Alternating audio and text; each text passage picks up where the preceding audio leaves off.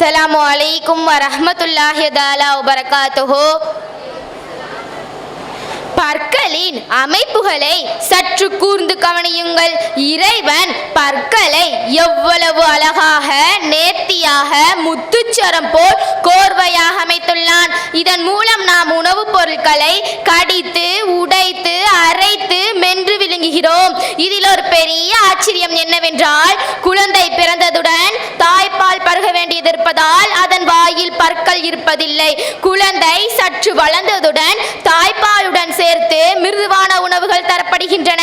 அப்போது அல்லாஹ் தஆலா அந்த குழந்தையின் வாயில் சின்ன சின்ன பற்களை முளைக்க செய்கிறான்.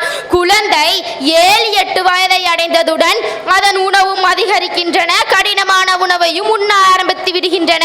அப்போது அல்லாஹ் தஆலா ஏற்கனவே இந்த சின்ன சின்ன பற்களை விழச் செய்துவிட்டு உறுதியான பெரிய பற்களை முளைக்க செய்கிறான். சுபஹானல்லாஹ்.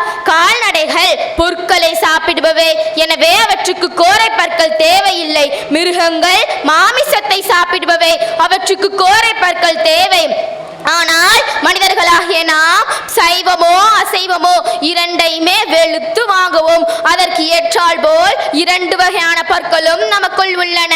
இதில் இறைவனின் ஞானம் என்னவென்றால், பற்களை ஒரே எலும்பால் படைத்து நமது வாயில் பொருத்தாமல் 32 துண்டுகளாக அமைத்துள்ளான்.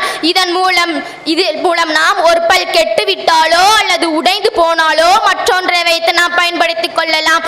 அனைத்து பற்களையும் ஒரே எலும்பால் படைத்து அமைத்திருந்தால் இதுவெல்லாம் சாத்தியமா? சாத்தியமே இல்லை. ஆக நமது வசதிக்காக நமது தேவைக்காக எல்லாம் அல்லாஹ் எப்படியெல்லாம் ஏற்பாடு செய்கின்றான் என்பதை சிந்தித்தால் அவனுக்கு நன்றி செலுத்தாமல் இருக்கவே மாட்டோம். அஸ்ஸலாமு அலைக்கும் வரஹ்மத்துல்லாஹி தஆலா வபரகாத்துஹு.